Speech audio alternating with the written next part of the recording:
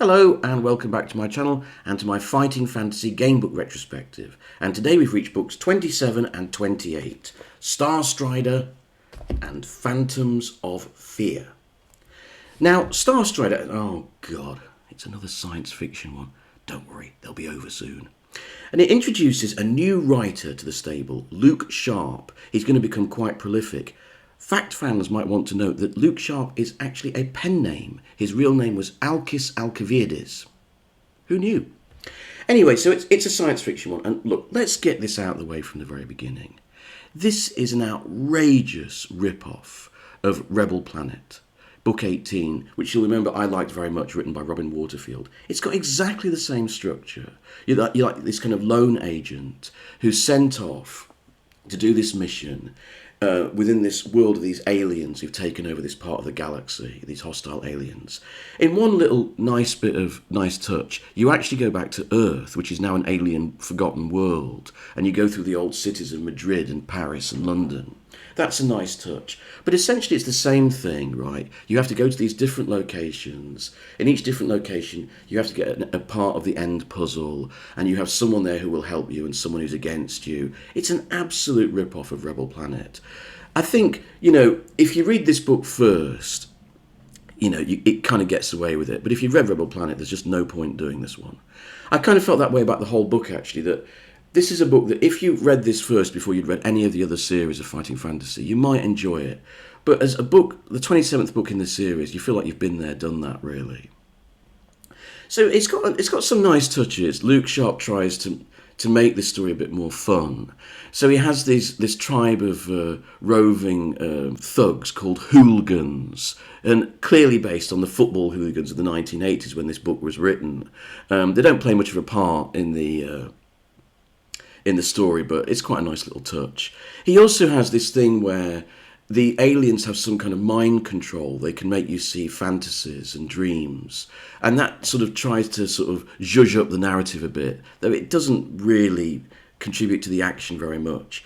The problem with that is that what I found is the gameplay of this book was really irritating. You had to do a lot of rolling of dice, and that was too much of how you did it was determined on rolling of dice. But also, right, the first place you go to Madrid, right, and to get through to the next phase, to get what you need, you have to do lots of maths puzzles.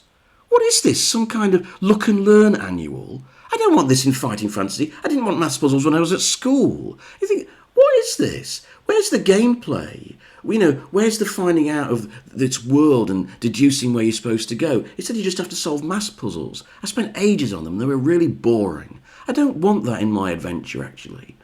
And then when you finally get, the final city you have to get to is Old London, and you find yourself in a Warlock of Firetop Mountain map, right, which is based on the London Underground. It's a bit like, if you're a Doctor Who fan, the story Web of Fear, right? But the problem is, I don't know if you encountered this when you were playing this game, but the map, you're given lots of clues as to how to negotiate the map previously on in the game, and the clues don't work.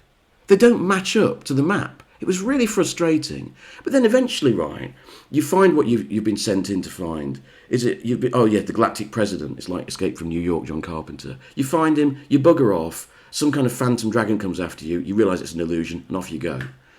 It's really anticlimactic. The other thing that I wanted to say about this book is, it's an unusual thing that it does is, when you choose which path you're going to take, it keeps telling you whether you've chosen the right path or not. I don't want you to tell me that. It says, you've done the right thing there, because if you'd done the other thing, you'd be dead.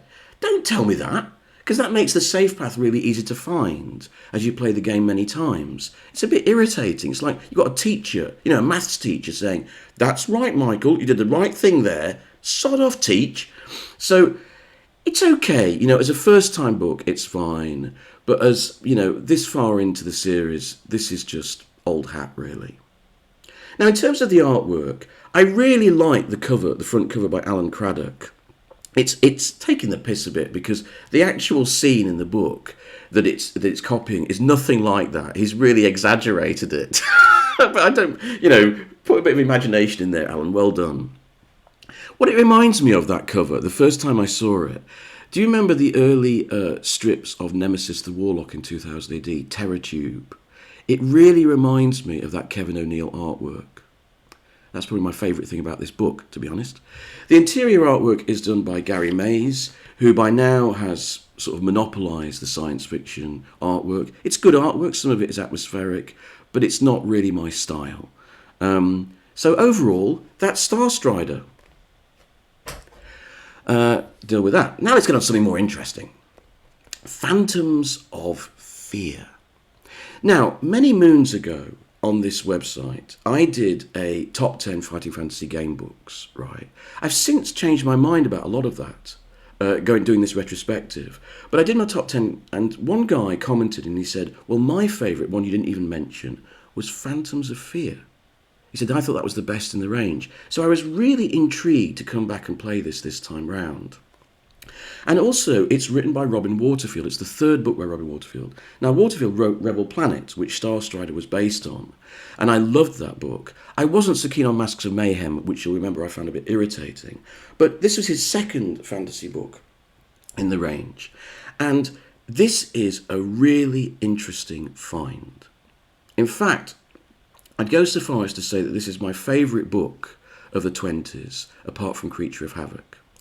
Now, what's interesting about this book, right, from the very beginning, right, you don't play a human, you play a wood elf, right, and you've got all the attributes of a wood elf. It kind of amuses me, right, in the opening it says, your father was a warrior, and your mother was a shaman. You're not quite as good at those things as your parents were. You know, you're a bit of a crap warrior, and you're not a very good shaman, but you're an elf, you know. And it turns out, right, that you start off your adventure and you think, I don't need any provisions. I don't need any food at all. I can just find things in the forest, even though you know that the forest is dying because this necromancer is ruining everything. You idiot. So you're a completely useless elf, let's face it, right? But you set off into the forest. And one of the things that you have, one of these powers you have, is that elves, in their dreams, right, can learn about the world. You can actually be proactive in your dreams. And that's what gives this book a whole new dimension. The first part of the book, you're wandering through the forest trying to find items, right?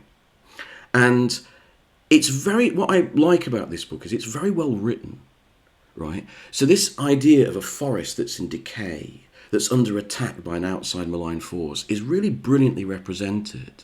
And the way that the animals respond to you and everything is really well done. It's a very good piece of world building. Waterfield is one of the best writers in the range, actually. The only problem with this first part of the book is the bloody riddle. I'm no good at riddles. I just don't like them. It took me ages to solve that damn riddle. And all right, I admit it, I cheated a little bit. All I would say is count. Count on your own ingenuity. Right. So that part of the book was a bit ruined by the riddle bit, but it's good. But then you get to the climax. Now, the climax of this book is really interesting, right? So first of all, you meet the wild man. He's a bit insane at first, but then you realise he's all right. Take him with you. He's good to have around, the wild man is. But then you go to the lair of the horrible wizard. Now, you remember in Crypt of the Sorcerer, the lair of the horrible wizard was this kind of slit in the ground with noxious vapours coming out. Well, we've got the same thing here. We've got yet another arse cleft that we have to climb down into. I'm not sure about all this arse cleft imagery, guys. I'm not sure about it. Anyway, now what's interesting here is Robin Waterfield pulls an absolute blinder. So as you approach the wizard in his lair, you can approach him either physically in the physical realm or in the dream realm. And the topography of the two mirrors each other. So you can advance a little bit in the dream realm and then you find yourself in that place in the physical realm. This is a stroke of genius. And it adds a whole extra level of gameplay to this part of the game. And I loved it. I absolutely loved it. I'll tell you what, right? You're actually better off mostly going through the physical realm. But it's worth playing it for a little bit in the dream realm because the writing and the imagery is fantastic. You know, there's some really great stuff, like there's this tower with this swinging corpse on a great big rope and it winds round and it comes in and it grabs you in its arms. I mean, there's some fantastic imagery here, beautifully written. It's really evocative. And so you know, Waterfield has taken the usual gameplay of fighting fantasy, it's taken it onto a different level, onto a symbolic level, as well as just a good game playing level. And I think that is brilliantly done, and it adds a whole new dimension to fighting fantasy, which you don't find in other games. And I absolutely loved that. And for me, this is actually one of the great finds of this retrospective. I think this is one of the best. That commenter on my top 10 fighting fantasy game books was right. This is a blast. If you've never played it, it really is superb. It's a game book that operates on all sorts of levels. I will say that when you finally get to the big bad, it's a bit anticlimactic, because all you've got to do is you've got the various items, you just add them up, and then if you've got the right total, you just kill him. And after all that sort of dream world and all that sort of symbolism and imagery, it's a bit anticlimactic. So overall, I thought this was first class, one of the best in the range. I really, really enjoyed it. Now let's have a look at the artwork. Now, I absolutely detest that cover. It looks like a great big bucket of green dog sick. It's done by Ian Miller, who's a very good artist, but quite frankly, that cover is the worst in the range so far, right? It's just nauseating. Inside, Ian Miller also does the interior artwork. Now, I know why they chose Ian Miller for this task, because Ian Miller's artwork is very fantastical. It's very dreamlike. There's an almost Dali-esque feel to it. And he's a brilliant artist. The problem is, actually, that it's too fantastical. It took me out of the game a bit, and I was just sort of admiring the weirdness of the artwork. I didn't feel that I was in the game, you know. In this range, I like artwork that makes me feel I'm there, and that's the creature I'm fighting, and this is the room I'm in. In this, Miller's artwork sort of is wonderful. It's really evocative and distinctive, but it pushed me out of the game a bit too much, if I'm honest. Overall, though, one of the best in the range, a really great find. Thanks very much.